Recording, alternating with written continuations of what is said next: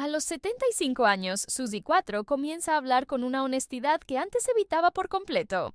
Tras décadas de silencio, ahora mira hacia atrás en su largo camino, desde los inicios llenos de humo en Detroit hasta la presión aplastante de la fama mundial, y finalmente responde a las preguntas que los fanáticos se han hecho en secreto durante años. En una entrevista reciente, reveló historias que había enterrado casi toda su vida, incluyendo aquella conexión de la que nunca pudo liberarse. Y mientras habla, se escucha algo que antes apenas mostraba al mundo: el peso de todo lo que cargó sola. Detroit, la infancia que forjó a la luchadora.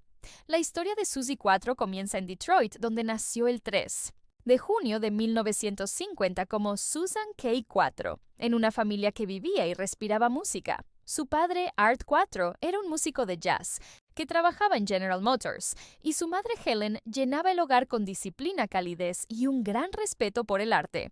El Detroit de los años 50 era ruidoso, industrial, impredecible y al mismo tiempo lleno de energía musical. El jazz, la música clásica, el Motown y las primeras chispas salvajes del rock and roll resonaban por la ciudad, creando una extraña mezcla de belleza y caos que la moldeó. Suzy creció en una casa llena de hermanos, instrumentos y ruido constante. A menudo se describía como extrovertida en el escenario, pero retraída por dentro, ocultando sus sentimientos incluso de quienes vivían bajo el mismo techo. Su padre acortó el apellido familiar de Quattrocchi a 4. En ese hogar de Detroit vivían 5 hijos, todos empujados hacia la música. Sus hermanas Arlene y Patty siguieron sus propios caminos. Arlene se convirtió en madre de la actriz Sherilyn Fenn, mientras Patty se unió a la banda Fanny, uno de los primeros grupos de rock femeninos en recibir atención nacional. Su hermano Michael también se hizo músico. Era un hogar donde el talento se esperaba, no era opcional. Pero incluso en ese ambiente musical, Suzy forjó su propio camino. A los 6 años, vio actuar a Elvis Presley en televisión y sintió algo encenderse dentro de ella, una mezcla de asombro, admiración y reconocimiento. No quería ser la chica que mira el escenario, quería ser la fuerza que está sobre él. Recibió formación clásica en piano y percusión. Su primer instrumento fueron los bongos, pero el bajo cambió su destino. Cuando su hermana le pidió que aprendiera bajo para su primera banda, The Pleasure Seekers, Suzy no dudó. Su padre le regaló después un Fender Precision del 57, un regalo que aún posee y usa en el estudio. Un recuerdo tangible de sus inicios. Detroit forjó sus bordes duros, pero también dejó cicatrices. Suzy admitió después que solo se acercó a su madre tras dejar Estados Unidos y mudarse a Gran Bretaña, una pista de una infancia llena de distancia, expectativas y presión tácita.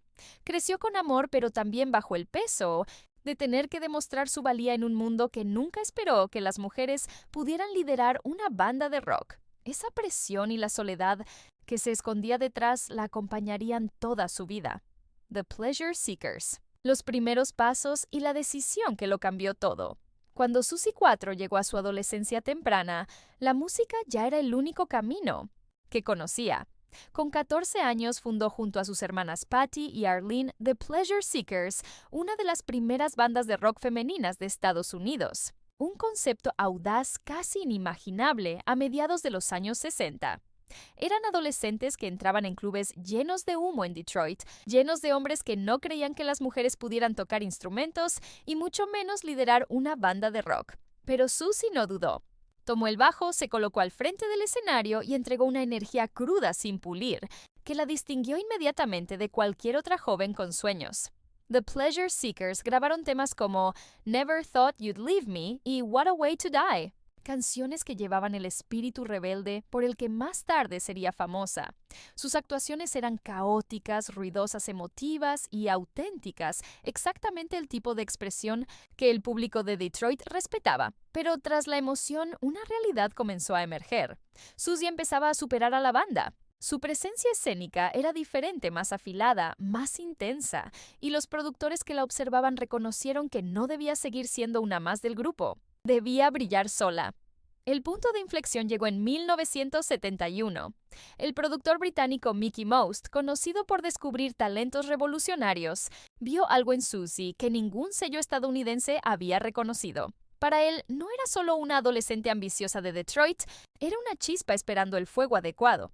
y le ofreció algo con lo que la mayoría de los artistas solo podían soñar: la oportunidad de ir al Reino Unido y empezar de nuevo, no como parte de un grupo, sino como una rockera independiente. Para Susie, dejar Detroit significaba abandonar el único mundo que había conocido: sus padres, sus hermanos, el hogar abarrotado y la ciudad que la había formado y herido.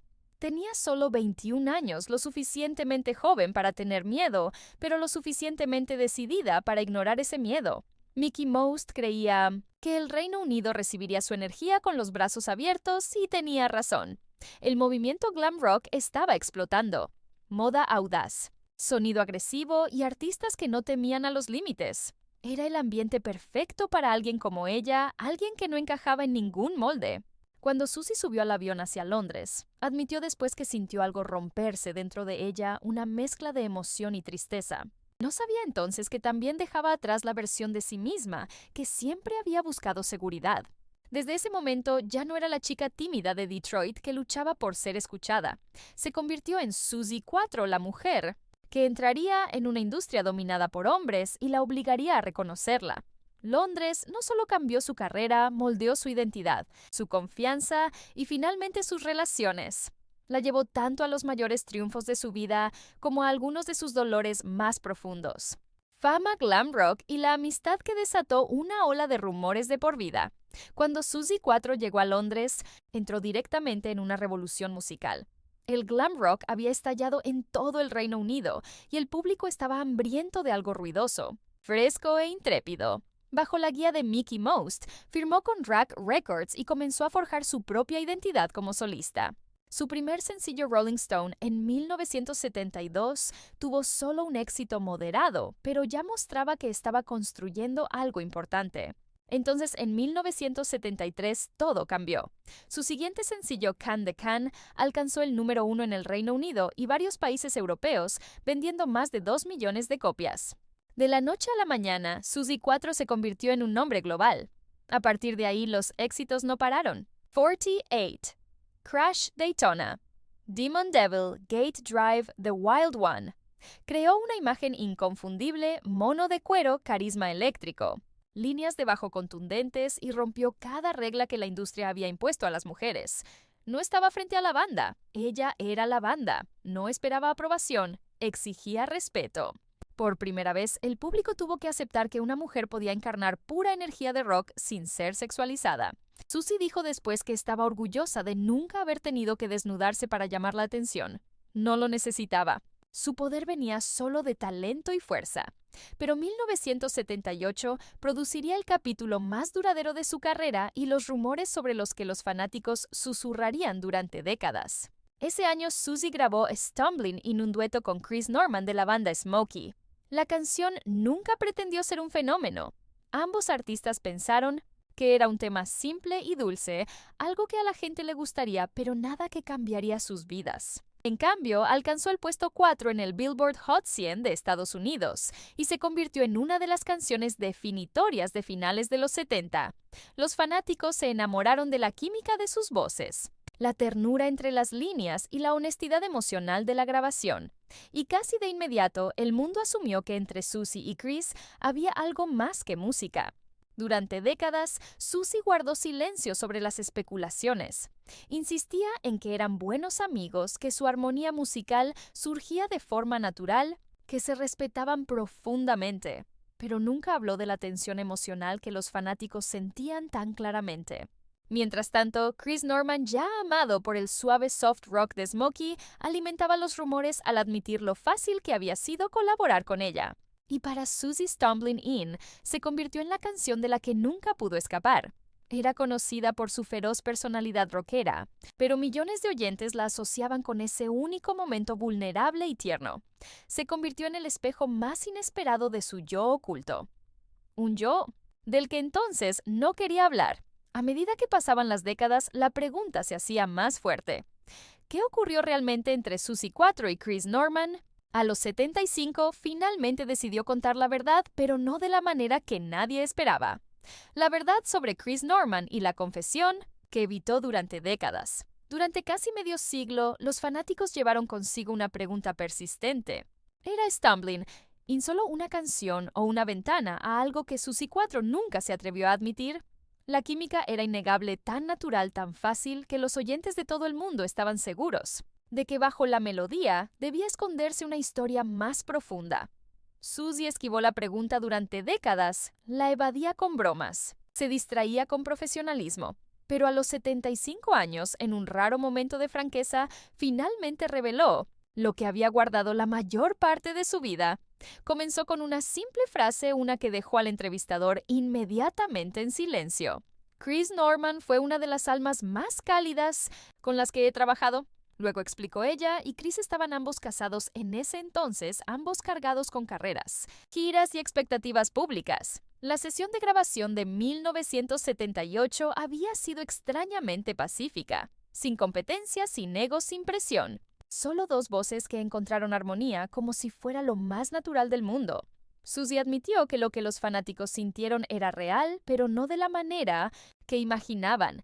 Describió su conexión como pura, instintiva e imposible de replicar. Hubo admiración, respeto, una cercanía emocional que nunca esperó, pero nunca nada que cruzara un límite. La gente quiere una historia romántica, dijo, pero la verdad es más simple. Tuvimos una conexión, una rara. Se escucha en la música. Confesó que Stumbling In se volvió agridulce para ella con los años. No por ningún escándalo, sino porque la canción capturaba un lado de ella que rara vez mostraba al mundo. Más suave, más vulnerable, menos blindada. Era la mujer del mono de cuero, la pionera del rock, la cara de un movimiento que nunca eligió. Pero para millones también era la voz, que se mezclaba perfectamente con la de Chris Norman, insinuando una ternura oculta bajo su fuerza. Suzy admitió que le sorprendió cuánto la persiguió esa canción. Había construido su identidad sobre la fuerza, la rebeldía y la independencia. Había roto barreras de género al no dejarse sexualizar, no depender de nadie y nunca ceder el control. Pero Stumbling In representaba exactamente lo opuesto. Era tierna, emotiva, casi frágil. Todo lo que Suzy creía tener que ocultar para sobrevivir en una industria dominada por hombres. A los 75, finalmente se permitió reconocer cuánto significaba esa canción para ella y cuánto respetaba a Chris por cómo la trató. Dijo que su amistad había perdurado décadas porque se basaba en sinceridad y admiración mutua. Cada vez que se encontraban en entrevistas o eventos benéficos, la calidez regresaba, intacta por el tiempo. Quizás por eso la gente todavía cree que hay más en la historia, dijo, porque algunas conexiones no se desvanecen. Pero bajo esa confesión había otra verdad, una mucho más dolorosa, que no tenía que ver con Chris Norman, sino con las batallas que Suzy libró tras el telón de la fama, los matrimonios, los sacrificios y el dolor silencioso detrás de la gloria. Mientras el mundo veía a Suzy 4 como una pionera intrépida, una mujer que dominaba escenarios, rompía reglas de género y actuaba con una fuerza que sacudió a toda una generación, su vida privada era mucho más frágil. Detrás de los monos de cuero y las giras mundiales, llevaba heridas que muy pocas personas percibieron. Y a los 75 años, finalmente reconoció cuánto esas heridas habían marcado su vida. Su primer matrimonio con su guitarrista de toda la vida, Len Takei, comenzó en 1976. Hacia afuera parecían una pareja poderosa del rock and roll. Hacían giras juntos, hacían música juntos y construyeron una vida lejos del glamour. En 1980 compraron una mansión en Essex, un lugar que esperaban se convirtiera en un refugio. Tuvieron 2 hijos e intentaron equilibrar la familia con las implacables exigencias de la industria musical. Pero la fama tiene una forma de agotar todo lo que el amor desesperadamente intenta proteger. Después de 16 años, en 1992 su matrimonio se rompió. Suzy rara vez habló públicamente de las consecuencias emocionales, pero admitió que el divorcio fue una de las épocas más oscuras de su vida. Perder un matrimonio ya era bastante doloroso, pero perder un compañero musical, un hombre que había moldeado años de su carrera, fue devastador. Tuvo que aprender a seguir adelante sola en el escenario, en los negocios, en la vida. Solo un año después, en 1993, se casó con Rainer Haas, un promotor de conciertos alemán que entendía la presión de su mundo. Su relación trajo estabilidad y compañerismo. Pero Suzy finalmente reveló que ese matrimonio también terminó en dolor. Otro divorcio, otra ruptura emocional, otro capítulo que cerró en silencio sin que el mundo lo notara. Siempre fue reservada con su dolor, protegió su imagen, a sus hijos y su dignidad. Hasta 2006, su hija y su nieto se habían mudado de vuelta a la mansión de Essex, llenándola temporalmente de calidez nuevamente. Pero cuando se fueron en 2008 y Susie quedó en una casa vacía, admitió que cayó en un profundo síndrome del nido vacío. Para alguien que había pasado su vida de gira rodeada de ruido público y compromisos, el silencio era insoportable. Incluso puso a la venta la querida casa porque se había vuelto demasiado doloroso caminar sola por sus habitaciones. Pero Susie siguió adelante. Vivía entre Essex, Hamburgo y a veces Detroit intentando dar sentido a cada etapa de su vida. Pero pronto llegaron los problemas de salud. En 2012 sufrió un grave accidente en Kiev. Se cayó al subir a un avión y se fracturó la rodilla derecha y la muñeca izquierda. Las lesiones la obligaron a cancelar su primera actuación en Estados Unidos en más de 30 años. Siguieron más cancelaciones y en 2017 sufrió otra caída grave, que requirió cirugía y una larga recuperación. Estas no fueron solo lesiones físicas, fueron recordatorios emocionales del tiempo, la edad y la vulnerabilidad. Para una mujer que siempre había sido tan disciplinada, estos contratiempos se sintieron como una traición de su propio cuerpo. Y aún así, Susie nunca se detuvo. A pesar del dolor de corazón, la soledad y el dolor físico, siguió trabajando, siguió actuando, siguió cargando el peso de su legado. Pero la verdad más difícil que reveló a los 75 no tenía que ver con el amor, el divorcio o la edad, sino con los rumores que la persiguieron durante décadas y los malentendidos que la hirieron más de lo que los fanáticos jamás imaginaron. Rumores malentendidos y la admisión final que evitó toda su vida. Durante gran parte de su carrera, Susie 4 actuó con una disciplina férrea que pocos artistas alcanzaron. Era la reina de los ensayos, la perfeccionista, la mujer que trataba cada escenario ya fuera ante 10 o 10,000 personas, con la misma dedicación inquebrantable. Pero con la fama llegaron los rumores y con los rumores malentendidos que cortaban más profundo de lo que el público jamás supo. Y a los 75 años, Susie finalmente decidió enfrentar la verdad detrás de esas historias que la persiguieron durante décadas. Uno de los mitos más persistentes era que Susie había llevado un estilo de vida desenfrenado, a menudo asociado con las estrellas de rock. Sexo, drogas, caos, excesos. El mundo esperaba que sus íconos del rock ardieran intensamente y cayeran fuerte, pero Susie nunca encajó en ese cliché. Criada en un hogar musical disciplinado, tomó su carrera en serio desde que su padre le dijo a los 15: «Esto es una profesión, le debes todo al público». Ese mensaje moldeó toda su vida. Festejó, ocasionalmente admitió y destrozó 1 o 2 habitaciones de hotel, pero nunca vivió el lado destructivo de la cultura del rock. Los rumores que la pintaban como una rebelde salvaje eran lo opuesto a lo que realmente era. En cambio, era la mujer que llegaba temprano, trabajaba más duro que nadie y se mantenía estrictamente alejada de las drogas. Era la mujer que iba al gimnasio entre giras, ensayaba durante horas y se concentraba en su trabajo. Pero lo que más la hería eran las acusaciones de que solo había tenido éxito porque vendía sexo. Durante décadas escuchó comentarios sobre su mono de cuero y la suposición de que usaba su cuerpo para llamar la atención. A los 75, finalmente aclaró las cosas. Usé un mono, sí, pero nunca mostré piel. Nunca me desnudé. No tienes que desvestirte para ser sexy. Susie siempre estuvo orgullosa de haber sido la primera mujer rockera en alcanzar el éxito mundial solo a través del talento, sin someterse a una noción masculina del sex appeal. Jugó el juego de los hombres mejor que ellos. No pidió permiso y nunca retrocedió.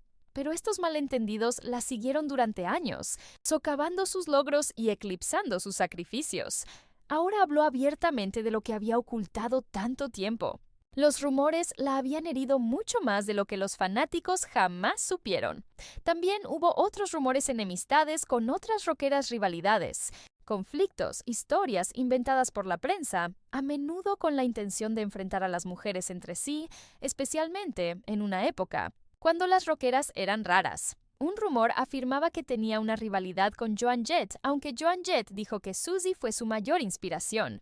Otro le atribuía un pasado romántico con Alice Cooper, aunque ambos siempre explicaron que solo eran amigos cercanos y colegas. Ella no negó la fascinación del público, pero finalmente admitió que estos rumores la aislaron y pintaron una imagen falsa de sus relaciones personales. Luego vino el golpe final. Informes inventados sobre un trágico accidente automovilístico que circularon en línea causando miedo y confusión entre sus fanáticos. A los 75, Suzy abordó la historia falsa no con ira, sino con agotamiento.